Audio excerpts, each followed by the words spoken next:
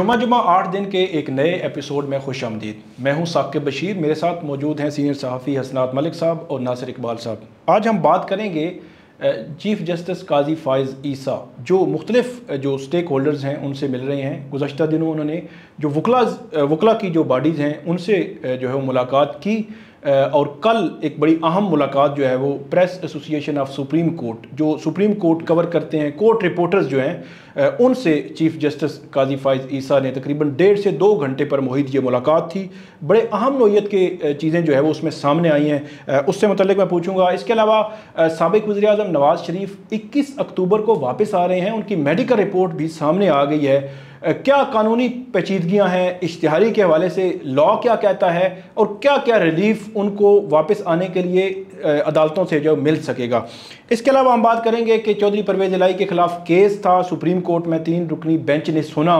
High courts के conduct के हवाले से बहुत अहम ऑब्जर्वेशन दी सुप्रीम कोर्ट के बेंच ने, उससे मुतल्लिक भी बात करेंगे। इसके अलावा साइफ़र केस अब जो है वो उसकी जेल समात है, खुफिया समात क्यों रखी जा रही है और क्या जेल समात ही होगी और इसका फेट जो है वो फर्दर क्या होगा। और इसके अलावा हम लाइव स्ट्रीमिंग पे जो है वो बात करेंगे। बहुत शुक्रिया हसनात मलिक साहब और नासिर इकबाल साहब। नासिर इकबाल साहब, कल जो है वो चीफ़ जस्टिस काजी फ़ाइज़ ईसा साहब ने सहाफ़ियों से जो है वो बड़ी डिटेल मुलाकात की। पहले तो मुलाकात का क्या अगराज़ व मकासद थे और क्या जजेस को इस तरह मतलब सहाफ़ियों से भी मिलना चाहिए, मतलब क्या कहते हैं आप? शुक्रिया साकिब साहब। बात दरअसल ये है कि काजी साहब ने, चीफ जस्टिस साहब ने कल हमें बड़ी इज्जत दी और उन्होंने जब हम आए तो उन्होंने कहा कि हमने आपको इसलिए बुलाया कि आप स्टेक होल्डर हो। मतलब चूँकि हम एक सिस्टम में हैं उधर, हम वहाँ जाते हैं, हम वहाँ बैठते हैं, हम रिपोर्टिंग करते हैं डेली बेसिस पे। तो उन्होंने हमें क्लियर बात की कि मकसद यही है कि हम जो press association of the supreme court है उसका जो स्टैचर है या उसकी जो स्टैंडर्ड है हम उसको ऊंचा करना चाहते हैं, और वो उसी सूरत में है कि हम आपको माने, मतलब एक ऑफिशियली हम माने। और यानी ये कोई लूज अरेंजमेंट नहीं है। मतलब वो ये कहते हैं कि बल्कि यहाँ तक उन्होंने कहा कि जो आप अपने नोट वो जो होता है ना पेपर, पास के पेपर में जो लिख के देंगे हम उसको कंसीडर भी करेंगे। अगर आपकी कोई रिकमेंडेशन है, कोई आपको मसला है, कोई इशू है, तो आप अपने पेपर जो उसमें लिख के दें, लेटर हेड पर लिख के दें और हम उसको करेंगे। और फिर उन्होंने बेसिकली हमें बार बार ये बात बताई कि आपकी अहमियत ज़्यादा होनी चाहिए जो डेली आके वहाँ रिपोर्ट कर रहे हैं, बजाय उसके कि जो लोग बाहर हैं और वो उनको अंदर की चीज़ों का असल पता नहीं होता। और वो बाहर से मुराद जो टीवी मीडिया एंकर्स हैं या टीवी पे बैठते हैं और कोर्ट्स को उसकी टेक्निकलिटीज क्यों नहीं समझते, उनको समझते भी नहीं है और उनको ये भी नहीं पता होता कि अंदर किस कंटेक्स्ट में बात हुई है, इससे आपको सबक नहीं पता होता और उसको एक ही चीज़ को लेकर उस पे बिल्कुल वो एक लाइन पकड़ते हैं और उसके बाद वो कमेंट्री शुरू हो जाती है और उसके बाद सोशल मीडिया से भर जाता है। तो कहता है कि हम चाहते हैं कि जब भी बात हो तो वो आपसे पूछें कि असल में बात क्या थी, क्योंकि आप लोगों को टेक्निकल चीज़ों की समझ है, एक्सपीरियंस भी है और चूँकि हम बड़े अरसे से कर रहे हैं तो हमें ज़ाहिर है बहुत सारी जजमेंट्स का भी पता है। हमें ये भी पता चल जाता है कि जो जज साहब या कोई भी या वकील साहब किस रेफरेंस पे बात हो रही है, कौन से क्या कंटेक्स्ट है और कौन सा जजमेंट साइट हो रहा है और उसमें हुआ क्या था। तो वो आप एक्सपीरियंस बेस्ड है कि कोर्ट रिपोर्टर आपका बड़ा बहुत एक्सपीरियंस है तो वो पता चल जाता है। हमें तो बेसिकली मकसद यही था कि पास की अहमियत जो है ना वो तस्लीम की जाए। अच्छा जी मलिक साहब, कल जो है वो जो मीटिंग हुई, मीटिंग पे थोड़ा सा बात करें और 184(3) के हवाले से भी कि जो supreme court practice and procedure act है वो 9 के लिए मुकर्रर है और बज़ाहिर ऐसे लग रहा है कि शायद उस दिन फैसला हो जाए अगर सारे कंक्लूड हो गए आर्गूमेंट्स। तो उसके बाद 184(3) से मुतल्लिक़ जो केसेस हैं वो उठाने के हवाले से क्या खबर है आपके पास? देखिए साकिब, कल जब ये बात हो रही थी तो मुझे ये था कि कोई ख़बर नहीं निकल रही, इतनी बड़ी मुलाकात हम बैठे हैं और ख़बर नहीं निकल रही। तो मैंने ये सवाल किया कि आप ये सारी हमें रिपोर्टिंग कर रहे हैं, ये पब्लिक इंटरेस्ट की केस की है जिसमें हमारी अहमियत है, ये वो अगर जिस आर्डनरी केसेस हैं ये तो इसमें तो हमारी ऐसा ना टीवी पे ज़रूरत है ना हमारी कोई इतनी उस वाले से है, और जितना हम डिस्कशन कर रहे हैं वो पब्लिक इंटरेस्ट। तो आप तो 2 हफ्ते से कोई केस ही नहीं लगा, तो क्या आपकी स्ट्रेटजी ये है कि 184(3) के केस नहीं लगाने? मुझे ये था कि इस पे आप जवाब जो आएगा वो खबर होगी। ठीक है। तो उन्होंने कहा जी आपको नहीं पता, मैंने तो पहले ही कह दिया है कि जब तक supreme court practice and procedure act का डिसाइड नहीं होता उस वक्त तक हम 184(3) के केसेस नहीं लगाते। अगर अब हम लगाएं और जजमेंट वो जो कानून है वो अपेंड हो जाए तो फिर एक एम्बिग्यूटी होगी कि जी ये जो बेंच है ये प्रॉपर्ली कॉन्स्टिट्यूट है या नहीं, क्योंकि काजी साहब खुद सवालात उठा चुके हैं बेंचेस पे, जो बेंच कानून की मौजूदगी में जो है वो जो जस्टिस बंदयाल ने बनाया। ठीक, तो उनका था कि जिस दिन practice and procedure act decide हो गया तो अगले दिन जो है वो केस लगना शुरू हो जाएंगे 184(3) के, और उसमें आपको वाज़े पता है कि इलेक्शन मैटर 90 दिन के अंदर इंतखाबात का मामला और फौजी अदालतों में सिविलियन ट्रायल का जो मामला है तो मेरा ख्याल है कि सबसे इम्पोर्टेंट है। बाकी बहुत से मिसिंग पर्सन होगा, इन्फोर्स डिसअपीयरेंस का मामला होगा, माजी में कुछ ऐसे केसेस हैं जो बंदयाल साहब ने अपनी टेन्योर में टेकअप ही नहीं किए, ऐसे ऐसे केस हैं तो जो पेंडिंग पड़े हैं, तो वो उनका ये था कि जिस दिन practice and procedure act decide होगा अगले दिन। और आपको लगता है 9 को हो जाएगा? इम्कान तो यही है, वो कह रहे थे कि कोशिश है, चाह रहे हैं कि जितना कोशिश तो काजी साहब की पहली हियरिंग पे ही कोशिश जितनी जल्दी हो और उसमें हम जो है वो करें। लेकिन वकला की तादाद कम नहीं है, मुझे तो फिर भी नहीं लगता नहीं है। लेकिन अब मुझे आइडिया नहीं दे सकता, हो सकता है कोई टाइम फ्रेम दे दें कि टाइम फ्रेम पहले भी दिया था लेकिन 40 मिनट। अच्छा, इसमें थोड़ी सी मसला ये कि एक जज साहब हैं, ये भी हो सकता है हम कुछ जजेस को आजकल जैसा गला खराब, फ्लू, तो एक आध जज सुना है कि छुट्टियों पे हैं, लाहौर में हैं, लाहौर के जज और वो बताया जा रहा है कि वो तो अगर वो ना आ सके तो फिर तो समाप्त ही नहीं हो सकती। ये मसला ये जब बड़ा बेंच होता है तो ये भी बड़ी मसला है। और अगर इवन वो आते हैं तो क्या इतने लंबे लॉन्ग सिटिंग के लिए बैठेंगे? ये भी इशू है, क्योंकि जजेस जो लॉयर्स है ना वो बहुत सारे हैं। अच्छा, अगले सवाल पढ़ने की यहीं पे आ गया मामला। प्रैक्टिस एंड प्रोसीजर एक्ट में ये लोग भी ये देख रहे हैं, जजेस भी बहुत ज़्यादा बोलते हैं, मतलब ठीक है सवाल पुट करें, आने दें, आर्गूमेंट्स आने दें, उसको नोट करते रहें, अपनी जजमेंट्स में फिर उसको कर दें।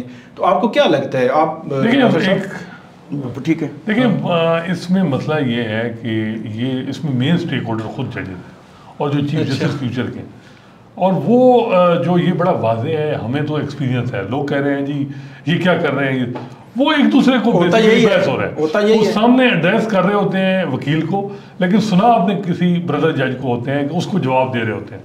अब बहस जो है वो उनकी आपस में 15 जजेस की आपस में बहस, और ये पहली दफा नहीं हुआ, पहले भी होता रहा है, लोग पहली दफा देख रहे हैं, लोग पहली दफा देख रहे हैं, तो लोग समझते हैं। और ये इख्तिलाफ राय मैं कह रहा हूँ कि नहीं होना चाहिए, लेकिन ये आप समझते हैं कि बतौर जज वहाँ बैठा है कोर्ट रिपोर्टर, आप इतने सीनियर कोर्ट रिपोर्टर हैं, मलक साहब हैं, हम बाद में आए हैं, हम भी मतलब ये देख लेते हैं कि ये जज साहब की लाइन ये है, ये इस तरफ जा रहे हैं, ये इस तरफ जा रहे हैं, तो क्या जज का माइंड पहले ही एक्सपोज हो जाना चाहिए? ये जजमेंट्स में होना तो नहीं चाहिए। की प्रैक्टिस ये है कि सिर्फ लॉयर बोलते हैं, ठीक है, लॉयर रिटन भी आर्गूमेंट्स देता है, कंसाइज स्टेटमेंट देता है, उसके अलावा उसको जो टाइम अलॉट होता है उसमें वो बोलता है, और वो जब कंप्लीट कर लेता है तो फिर दूसरा जो लॉयर है वो बोलता है, ठीक है। तो जजेस बहुत ही कम ऑब्जर्वेशन देते हैं, तो आइडियली तो यही है कि जजेस कम से कम ऑब्जर्वेशन दें, लेकिन डिसाइड उन्होंने करना है, और फिर उनके पास इंडिपेंडेंट ओपिनियन देने का वो मौजूद है। एक जज कोई ओपिनियन दे, दूसरा जज कोई और ओपिनियन जो समझते हैं, तो बेहतर है कि लॉयर्स को बोलने दें। उसकी वजह पता क्या है? भंडारी साहब को 45 मिनट्स अलॉट हुए थे, 2 घंटे से ज़्यादा वो और सेशन चला है ना। एक जज जो है वो एक ही पॉइंट पे बार बार सवाल कर रहा है कि जी मुझे जवाब नहीं मिल रहा तो आप जजमेंट दे दें। आप जजमेंट में लिखिएगा, आपने सवाल पुट कर दिया, नहीं आया रिप्लाई, तो आप उसमें जजमेंट देखिए। मसला ये है कि सबको नोट है कि क्या अब मुनीब साहब का क्या कंसर्न है, उनके भी साहब को सामने, काई साहब हक में क्यों है इस ला के वो भी पता है, जैसे अतर मिनल्ला वो क्यों है वो भी पता है, जैसे आयशा मलिक 6-7 दफ़ा वो कह चुकी हैं कि उनका एक ही कंसर्न है कि ये फुल कोर्ट है, अगर इस फुल कोर्ट में इसको एग्रीव्ड आदमी तो और ला अपेड हो जाते तो वो कहाँ अपील कहाँ जाएगी। देखिए अब ये ऑब्जर्वेशन आई ना, अब किसी और जज साहब ने उनका जवाब दिया, मतलब एक तरह से मुनासिब नहीं है। उन्होंने ये कहा कि ये कोई ऑर्डिनरी आदमी लिटिगेंट का केस थोड़ी है जिसमें अपील होती है, ये एक बड़ा केस है, कॉन्स्टिट्यूशनल मैटर है, ये जब फुल कोर्ट बैठ के डिसाइड हो जाएगी तो मामला खत्म हो जाएगा, उसमें अपील होती नहीं है। और ये इसमें एग्रीव्ड तो बेसिकली खुद ही जजेस हैं मेरा ख्याल है, उनका जो चीफ जस्टिस हैं, और वो जब मेजॉरिटी होगी दूसरी साइड पे, कई दफ़ा ये होता है कि केस जो है वो जजमेंट रिविजिट भी हो जाते हैं। माजी में ये भी देखते हैं कि जूरिस्प्रूडेंस भी with the passage of time तब्दील होती रहती है, ये भी हमने देखा। अच्छा नासिर इकबाल साहब, 2 जजेस की अपॉइंटमेंट होनी है सुप्रीम कोर्ट में अभी, और वो बड़ा इंपॉर्टेंट है, तो अभी कोई उस हवाले से आपके पास खबर है वो बताइएगा। देखिए साकिब साहब, उसमें आपको याद होगा कि जो बार काउंसिल और बार एसोसिएशंस हैं वो बार बार यही कह रही थी और पिछली दफ़ा भी यही हुआ था। जो फॉर्मर चीफ जस्टिस थे मरहता बंदयाल साहब ने, उन्हें एक मीटिंग भी की थी रूल्स कमेटी की, rule making committee, supreme judicial commission of Pakistan की। तो वो उसी हवाले से असल में चीफ साहब ने ख़त लिखे हैं। तकरीबन 28 मेंबर्स हैं जुडिशल कमीशन, क्योंकि आपको पता है जब सुप्रीम कोर्ट की अपॉइंटमेंट का मसला होगा तो उसकी कंपोजिशन डिफरेंट होती है। जब जिस हाई कोर्ट के का होता है ना जज अपॉइंटमेंट का मसला, हर एक की कंपोजिशन बदलती जाती है। तो इन टोटल ये 28 है। तो उनको लेटर लिख के उनसे यही पूछा गया कि कोई सजेशन है तो बताया जाए। तो आपको पता है बार काउंसिल का तो पुराना वही चल रहा है कि आप जो चीफ जस्टिस के पास जो अथॉरिटी है ना कि नाम इनिशिएट करे, उसको बदलना चाहिए। वो कहते हैं कि ये हर एक के पास राइट होना चाहिए, जो हम समझते हैं कि ये बंदा बेहतर है उसका नाम इनिशिएट करें। हाँ, उसके एंटीसीडेंट्स देख लें, उनको परख लें, अगर हो सके तो उनको बुला के उनका इंटरव्यू भी कर लें, और उसके बाद जो आप समझते हैं उसकी अपॉइंटमेंट हो जाए। दूसरा बार काउंसिल बार बार यही कहती है कि जो ये कंसेप्ट है ना कि आप एडिशनल जज बनाते हैं फॉर 1 ईयर, ये कंसेप्ट ख़त्म करें। परमानेंट सीट है ना तो उस पर परमानेंट जज उसी वक्त लग जाए। लेकिन दूसरी साइड से ये कहा जाता है कि सुप्रीम कोर्ट का काम हाई कोर्ट के काम से ज़रा डिफरेंट होता है। यहाँ चूँकि ये लास्ट कोर्ट ऑफ अपील है, यहाँ आपको बहुत एहतियात करनी पड़ती है। तो 1 साल में जजेस की ट्रेनिंग हो जाती है, उनको अंदाज़ा हो जाता है कि कैसे ये फंक्शन करता है। तो इस तरह की चीज़ें हैं। तो लेटर लिखे जा चुके हैं, अब उसमें जवाबात का इंतज़ार है। उसके बाद फिर शायद जुडिशल कमीशन की मीटिंग, रूल्स मेकिंग कमेटी की मीटिंग भी एक्सपेक्टेड है, वो हो जाएगी। फिर उसमें वो डेलिब्रेशंस होके तो शायद अमेंडमेंट भी हो जाए। मसला ये है कि जब ये जजेस अपॉइंटमेंट का मसला 4-5 साल से चल रहा है, और पहली दफ़ा शुरू इशू हुआ जब जस्टिस मुनीब अख्तर को सुप्रीम कोर्ट लाया गया 4थे नंबर से साकिब निसार ने। अगर देखा जाए तो सीनियरिटी में जैसे याई अफरीदी थे, अगर याई अफरीदी सुप्रीम कोर्ट में पहले आ जाते तो वो तकरीबन 2.5 से 3 साल के लिए चीफ जस्टिस पाकिस्तान होते। तो जस्टिस मुनीब को लाया गया, इसमें कोई शक नहीं है कि वो बहुत लायक हैं, वेल रेड। कोई लोग तो साउथ एशिया के अच्छे बड़े नाम जजेस में कहा जाता है उनको कि जी जो सबसे ज़्यादा जिनकी रिसर्च है, वो कि उनकी जूरिस्प्रूडेंस पे बहुत इख्लाफ है, 63A की जो जजमेंट है या और बहुत सी। अब मुनीब साहब को वो लाए और उसके बाद एक सिलसिला शुरू हुआ। आसिफ सईद खोसा आए, उन्होंने दो जूनियर जज लाए।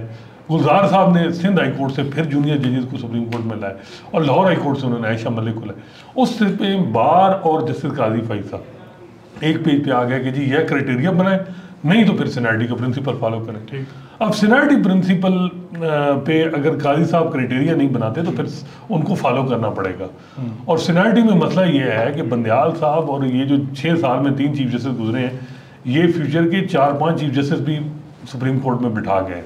अब 2032 तक सुप्रीम कोर्ट में 31 वो जस्टिस शायद वही दाखिली है। ठीक है। तो उसके बाद जो है, अब अगर काजी साहब सीनियरिटी में चीफ जस्टिस जजेस को लाते हैं तो किसी के टेनोर होगा 3 साल, किसी का होगा 2 साल, और उनके वो होगा जी कि देखें शायद वहीद कितने कम्पिटेंट, मुनीब अख्तर कितने कम्पिटेंट, आयशा मलिक कितने हैं, आप किस तरह लाए। तो बेहतर यही है कि क्राइटेरिया बने। ठीक है। क्राइटेरिया में और उसमें फेवरेटिज्म ना हो, जिस तरह बंदयाल साहब ने किया है कि जूनियर वो लाएं जो मेरा करीब है, गुलजार साहब ने कहा वो लाएं जो मेरा लाइक माइंडेड हो। यहाँ जो है कॉम्पिटेंसी के साथ चीफ जस्टिस कहता है कि मेरा हम ख्याल।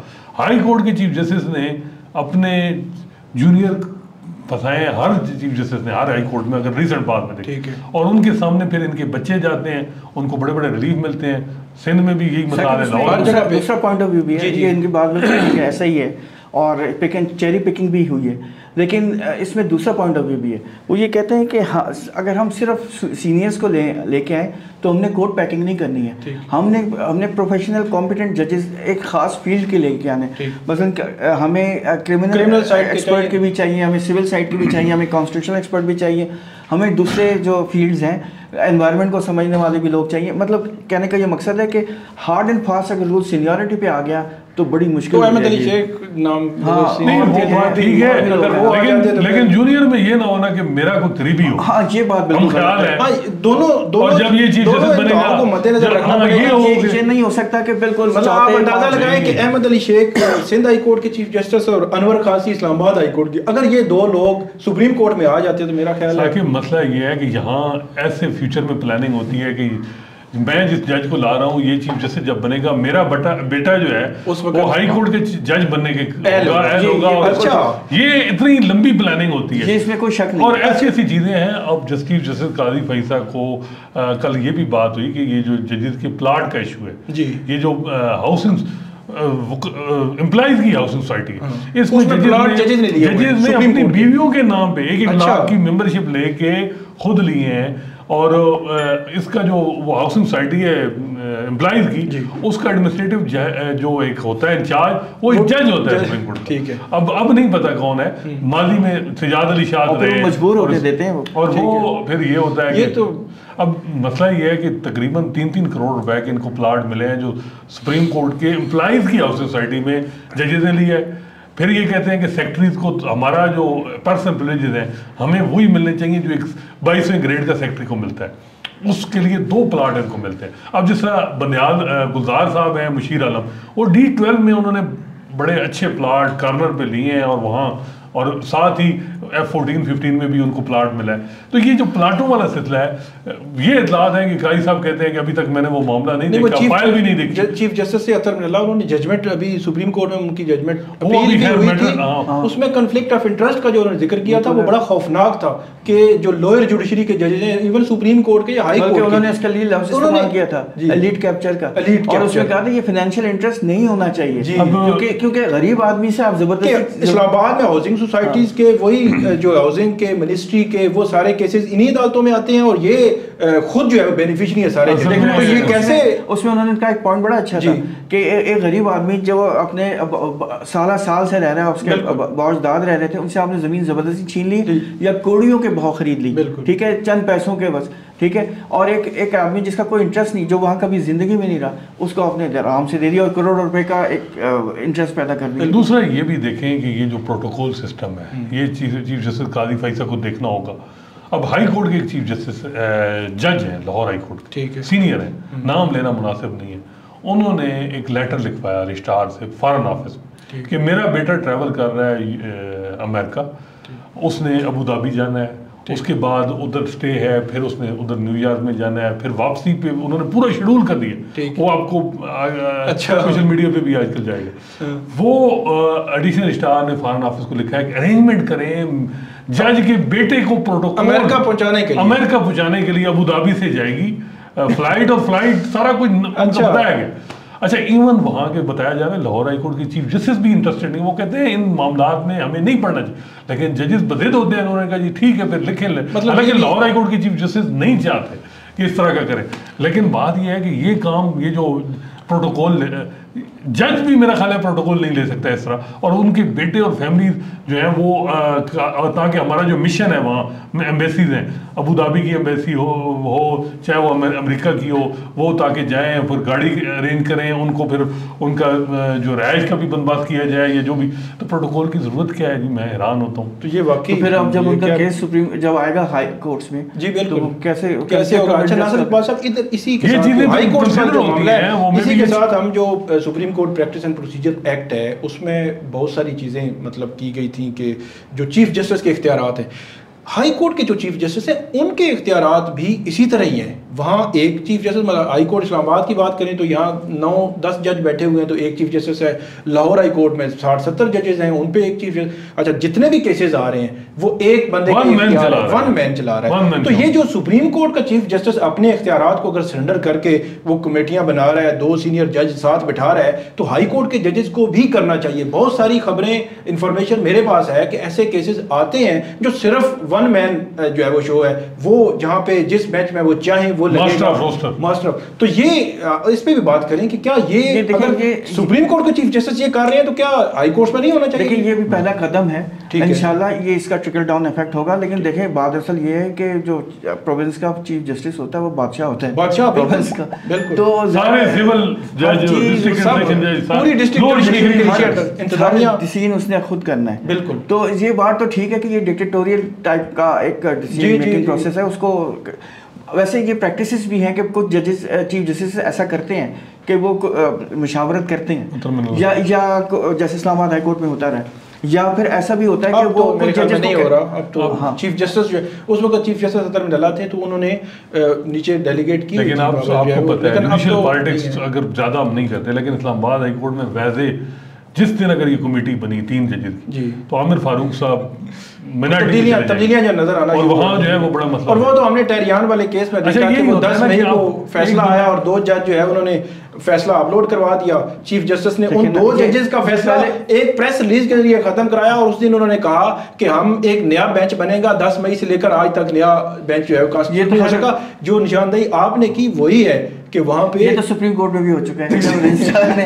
एक भेजा था वो डिसरिगार्ड करवा दिया। नहीं, लेकिन बात ये है कि ये चीफ जस्टिस जो वन मैन शो है ना, ये ट्रांसपेरेंसी का तकाजा है कि हाई कोर्ट में खत्म किया जाए, और ये अगर खत्म हो जाए, सबको पता है अब लाहौर हाई कोर्ट में है, वहाँ नंबर 2, 1, 2, 3 उस तरह से हम पेज पे नहीं है, इस्लामाबाद हाई कोर्ट में भी नहीं है, सिंध में अभी नया नया काम चला है, शुक्र है वहाँ हो, क्योंकि 6 साल तबाही हुई है वहाँ। बलूचिस्तान का ज्यादा नहीं है, लेकिन वहाँ वैसे मुशावरत चलती रहती है, लेकिन 3 अगर जजेस ऊपर के लाहौर हाई कोर्ट के या हर हाई कोर्ट के वो मुशावरत से काम करें, मेरा ख्याल है कि बहुत ज्यादा ट्रांसपेरेंसी आ जाएगी, और ये प्रेशर जो वन मैन पे होता है जो मुख्तदर हल्कों का ये आगे पीछे, वो खत्म हो जाएगा। अच्छा, थोड़ा आगे बढ़ते हैं। चौधरी परवेज इलाही का केस था सुप्रीम कोर्ट में, तो उस केस में बज़ाहिर 12 दफ़ा उनको गिरफ्तार किया गया पिछले 2 से 2.5 माह में, गिरफ्तारी हुई, रिहाई, गिरफ्तारी, रिहाई। 3 MPOs जो है वो परवेज इलाही के खिलाफ भी आए, तो अब वो सुप्रीम कोर्ट में मामला आया। तो सुप्रीम कोर्ट के चीफ जस्टिस जो जस्टिस सरदार तारिक हैं, उनकी जानिब से ऑब्जर्वेशन आई कि हाई कोर्ट्स जो है वो मतलब ये ब्लैंकेट ऑर्डर कैसे कर सकती हैं। तो वैसे लॉ में तो ठीक वो कह रहे हैं, लेकिन थोड़ा सा पस मंज़र करके मैं सवाल आपके सामने रखूँगा। 12 मई को इमरान खान जो है उनकी हाई कोर्ट में 9 ज़मानतें थी 3 बेंचेस में, 9 ज़मानतें वो अंदर इंतज़ार कर रहे थे, रात 8 बज चुके थे, तो बाहर बहुत बड़ी पुलिस लगी हुई थी, तो एक माहौल था कि फिर उनको गिरफ्तार कर लिया जाएगा। फवाद चौधरी, शीरी मज़ारी, इसके अलावा परवेज़ इलाही, इसके अलावा शहरयार अफरीदी, एक बड़ी लंबी लिस्ट है जिसमें हमें नज़र आता है कि एक बंदे के खिलाफ 10 मुकदमात में ज़मानत हो चुकी है, तो 11वें में गिरफ्तारी। तो एक तरफ तो ब्लैंकेट ऑर्डर आईनी अदालतें दे नहीं सकती, दूसरी तरफ एक्स्ट्रा ऑर्डिनरी सिचुएशन आ चुकी है, तो इसमें क्या सुप्रीम कोर्ट को क्या करना चाहिए? मैं ये समझता हूँ कि देखें, इसमें ना कोई ऑर्डर कुछ देना चाहिए, क्योंकि ये हो जाती रही है। देखिए, आप पसंद हैं या नहीं माने, है ये ज्यादती कि ये कोई तरीका नहीं है कि एक वो बेल ग्रांट होती है, बाहर निकलते हैं, कोर्ट प्रेमिसेस से थोड़ा सा बाहर जाते हैं, पुलिस उनको MPO में या किसी और चीज़ में अरेस्ट करके दोबारा जेल ले जाती है। तो ये है, इस पर कोई ना कोई ऑब्जर्वेशन या कोई पिटिशन आनी चाहिए। लेकिन ये बात भी सही है कि कोर्ट का प्रॉब्लम ये है जो आप बात कर रहे थे, कोर्ट के सामने जो केस आएगा कोर्ट ने उस पर ही डिसीजन देना ना, ये तो हवा में नहीं दे सकते कि ये ऐसा नहीं होगा। तो जब तक पिटीशन कोई आए ना, तो कोर्ट खुद भी ये टेकअप नहीं कर सकती, क्योंकि कल आप पता है हियरिंग के दौरान एक साहब ने, रज़ाक साहब है वकील, उन्होंने शेख रशीद का तज़किरा किया, तो सरदार मसूद साहब ने कहा कि देखें उनका केस हमारे सामने नहीं है, जिनका केस सामने नहीं है उन पर हम नहीं बात करेंगे। लेकिन एक और बात भी, इसका दूसरा पहलू भी है, वकील भी तो तैयारी करके नहीं आते। आप अब एक सुप्रीम कोर्ट के जज के सामने सियासत करेंगे, सियासी बातें करेंगे, उसने तो सुनना, आपने अपना वक्त ज़ाया कर रहे हैं ना, आपको तो पॉइंट लेना चाहिए। आपने उनसे लीगल बात करें, जज अगर कन्विंस हो गया तो आपको रिलीफ दे देगा, नहीं होगा तो नहीं देगा। साकिब, असल मसला ये है कि एक तो चौधरी परवेज़ इलाही की बड़ी पेंट्रेशन है, ठीक है, सिस्टम में, और एक ऑडियो भी आई थी, जज साहब होते केस लड़ा, बिल्कुल आई थी, और इसके अलावा भी हर जगह उनके बंदे हैं, वकीलों में भी, हर जगह मीडिया में भी। PTI को अगर रिलीफ ना मिले, लेकिन चौधरी परवेज़ इलाही के बंदे ऐसे हैं कि सहाफ़ी आगे पीछे वो एक्टिव हो जाते हैं, और वो उसने बड़ा सहाफ़ियों को जो प्लाट दिए 2-2 करोड़ के, जो जंगलात की ज़मीन पे जो 10-10 मरले का मीडिया टाउन बना हुआ है, सब कुछ। लेकिन चौधरी परवेज़ इलाही का जो मामला है, ज़्यादती तो हो रही है, इसमें कोई शक नहीं है। उसमें अब अदालत कहे जी कि अदालत के जजेस जो हैं माजरत के साथ इंडिया या नेपाल से नहीं आए, वो पाकिस्तान से आए, उन्हें पता है कि सियासत किस तरह और किस तरह चीज़ें हो रही हैं। अगर वो ये बिल्कुल हो जाएंगे कि जी टेक्निकल प्रोसीजर में चले जाएंगे जी, तो और वो जजेस जैसे मंसूर अली शाह जो सिविल लिबर्टीज में हम समझते हैं कि चैंपियन है, उनकी तरफ से ये बात, और फिर ये था कि पहली दफ़ा हम कहते थे ना लाइक माइंडेड जजेस या प्रो PTI जजेस के पास केस लगते हैं, इस दफ़ा जजेस वो हमने कहते थे इन जजेस की तरफ से जो रिमार्क्स आए जी, उससे कुछ लोगों को मायूसी हुई। पीटीआई वाले ने भी बड़ा देखो जी यार देख लिया इंडिपेंडेंट जज, ये तो सारे नून लीग, ये वो, हालांकि वो भी गलत तरीकाकार है, उन्होंने केस खत्म नहीं किया, उन्होंने एक हफ्ता दिया रखा है। और वो, लेकिन मेरा ख्याल है कि उसमें जो रिमार्क्स आए जजेस के, वो अगर ना आते तो बेहतर था। उन रिमार्क से ये हुआ है कि चिलिंग इफेक्ट हाई कोर्ट को भी होंगे, डेफिनेटली होंगे। अब हाई कोर्ट मैसेज तो चला, जो रिलीफ दे रही है वो भी नहीं देंगे। देखें मैसेज तो चला गया। साहब के टेनोर में तो एक हाई कोर्ट के जजेस पे था कि हमारे साथ, वो तो कहते हैं सब्र करो भाई, सब्र, ट्रांजिशन। अगर जस्टिस मंसूर अली शाह और जस्टिस सिद्धार्थ तारिक ने भी उनको कैसे नहीं, उससे ज्यादा सख्त झिड़क दे दी, तो मेरा ख्याल है कि फिर हाई कोर्ट के जजेस पे इसकी चिलिंग इफेक्ट होगा। अच्छा, उसमें देखें ना, सीनियर वकील साहब भी तो तैयारी करके आए ना, वो तैयारी कर रही है, लीगल बात करें। वो उन्होंने जो बात की कि हम देख रहे हैं कि हाई कोर्ट ये कर रही हैं, तो क्या अगर वो हाई कोर्ट्स को देख रहे हैं तो वो बाकी हालात को नहीं देख रहे? वो इसी पाकिस्तान, इस मुल्क में रहते हैं, टीवी है, हर चीज है, नजर आ रही है। 25 करोड़ आवाम जो है वो कर्ज की जिंदगी गुजारे यार, ये इट्स नॉट अ लीगल। लेकिन एक बात ये भी है साकिब, नहीं, जो सरदार लतीफ खोसा साहब हैं वो हमेशा से पॉलिटिकल आर्गूमेंट्स करते हैं, वो जाहिर सी बात है अपना टाइम वकील जाया करता है कि इसका आप बिल्कुल purely legal arguments, legal case रखें उनके साथ। साकिब निसार और गुलजार अहमद और आसिफ सईद खोसा के दौर में नून लीग के लोगों को साल जो है वो अंदर रखा गया जेल में, ठीक है। अगर वो यही काम अब शुरू हो जाए और जैसे काजी भाई तक, तो उनमें फर्क क्या हो जाएगा? मतलब एक फर्क तो एक होना चाहिए ना। चाहे मैं ये कहता हूँ कि भाई ठीक है, बैलेंस रखें, सहूलतकारी भी किसी की ना करें, लेकिन एक चीज हो, मैसेज जाए कि अहमियत हो अदालतों की, कहीं ऐसा ना हो कि अदालतें इररिलेवेंट हो जाएं। देखें, बात यह है कि जब लोगों को पता है कि जी अदालतें हम उधर डील करेंगे तो हमारे अदालतें हमें रिलीफ देंगी, तो ये जजेस इररिलेवेंट हो जाए। बिल्कुल। और इन्हें अपने आप को रेलेवेंट लेने के लिए कुछ बैलेंस करना होगा। इरशाद हसन खान भी थे मुशर्रफ दौर में, तो 3 बातें वो मुशर्रफ साहब की मानते थे और 1-2 वो कहते थे कि नहीं जी ये नहीं हो सकता। जैसे उन्होंने कहा जी कि जो 2002 का इलेक्शन है वो पार्टी बुनियादों पे होगा, और हालांकि मुशर्रफ नहीं चाहते थे। उन्होंने कहा यार और क्या, 3 साल आपको दे दिए, अब ये तो कुछ करो।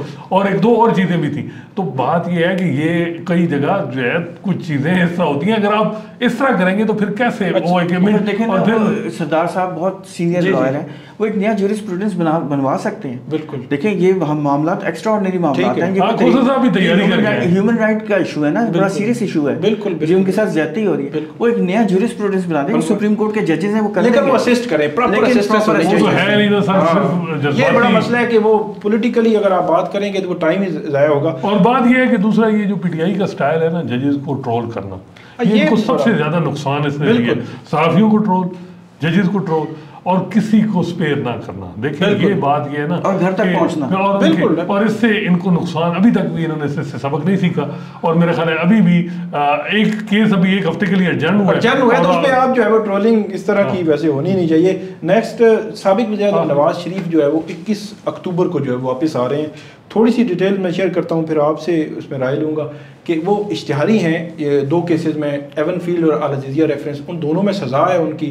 अब आज उन्होंने medical report Lahore high court में जमा कराई है, जिसमें उन्होंने कहा है कि दिल का अर्जा और दीगर जो बीमारियां उनको हैं, फॉलो अप चेकअप उधर भी हो रहा है, इधर भी होना है। तो बज़ाहिर ऐसे लगता है कि जो अमजद परवेज़ साहब उनसे पिछले दिनों मिले भी थे, तो बज़ाहिर ऐसे लगता है कि क्योंकि 21 अक्टूबर को उन्होंने वापस आना है, तो लाहौर हाई कोर्ट में उन्होंने डालनी है हिफाजती ज़मानत की दरख्वास्त। तो आज जो मेडिकल रिपोर्ट जमा हुई है उसका मकसद यही है कि थोड़ा सा वो हो जाए कि जजेस लाहौर में की है। और 2019 से लेकर आज तक पूरा उन्होंने ना चार्ट दिया है कि कब उनको क्या क्या बीमारी थी, और मियां साहब क्यों डिले क्यों हुआ है। वो तो ठीक है, फिट है नहीं, उन्होंने कहा अभी भी फॉलो अप उनका चेकअप हो रहा है।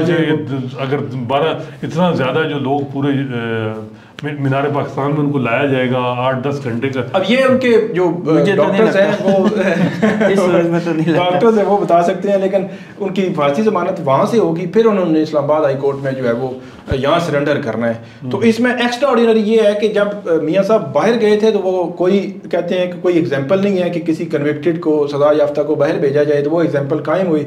अब बाहर से कोई कन्विक्टेड आता भी नहीं है कि इश्तिहारी उसको प्रोटेक्टिव बेल मिले, तो अब मेरे ख्याल में अब दूसरी मिसाल जो है वो कायम होनी है, उनकी फांसी जमानत होगी। वैसे रूटीन में जो इश्तिहारी आते हैं जो अंडर ट्रायल होते हैं उनकी तो प्रोटेक्टिव बेल मियां साहब को जिन्होंने भेजा वही उनको जब लाएंगे तो वो पूरी सिक्योरिटी होगी, मेरा ख्याल है वो होमवर्क के साथ आ रहे हैं, और वो ऐसे नहीं रियासत के बयानिए के साथ हैं, ऐसा कोई इशू नहीं है। ज़ेर-ए-ताब पीपल्स पार्टी है इस वक्त, उनका सिंध में काफी पीटीआई तो मेरे ख्याल में ज़ेर-ए-ताब से भी अगले मरहले, लेकिन वो पीपल्स पार्टी का ज्यादा पीटीआई को तो खुद शौक था ना, लेकिन पीपल्स पार्टी तो खुद ज़ेर-ए-ताब वो ठीक है। अच्छा, आखिरी हमारा जो है वो साइफर केस से मुताल्लिक आप कोई बात करना चाह रहे थे? मैं डिटेल को बता देता हूं कि नहीं कुछ डेवलपमेंट है। हमारे एक बड़ा अच्छा एक आर्टिकल छपा है, मोइस जाफरी साहब बड़े जबरदस्त लॉयर हैं, उनको बड़ा अच्छा एक आर्टिकल है। बेसिकली मैं लंबी बात नहीं करूंगा, आपका भी टाइम। उन्होंने ये बताया कि जो ऑफिशियल सीक्रेट एक्ट का की हिस्ट्री बयान की है, और उसमें उन्होंने बताया जो 1925 में ये बना था तो वजह क्या थी। वजह ये थी मतलब एक सदी हो गई है, एक सदी हो गई। वो बेसिकली ये थी कि उन्होंने ब्रिटिश इंटरेस्ट को प्रोटेक्ट करना था, ताकि उस जमाने में जो लोग जॉब करते थे लोकल्स, वो किसी किस्म की भी इंफॉर्मेशन लोकल्स को जो यहाँ के लोकल है उनको शेयर ना करें, और उसकी सजाएं सख्त सजाएं रखी थी।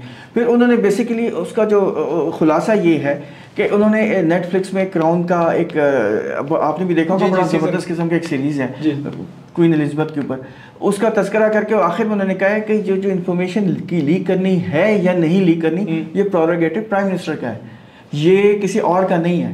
तो प्राइम मिनिस्टर डिसाइड कर सकता है कि ये चीज़ इन्फॉर्मेशन लोगों तक जानी चाहिए या इसको ब्लॉक होना चाहिए।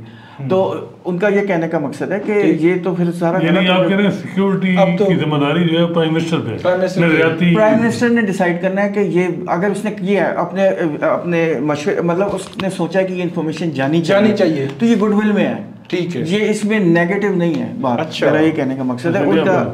अच्छा, इसमें जेल समात के हवाले से काफ़ी पीटीआई जो है वो बात कर रही थी कि जेल समात नहीं होनी चाहिए, ओपन कोर्ट्स होनी चाहिए। इस्लामाबाद हाई कोर्ट में फैसला एक पेंडिंग है जेल समात के खिलाफ, तो उसका 2-3 रोज़ में चीफ जस्टिस आमिर फारूक साहब ने कहा है कि वो फैसला आ जाएगा।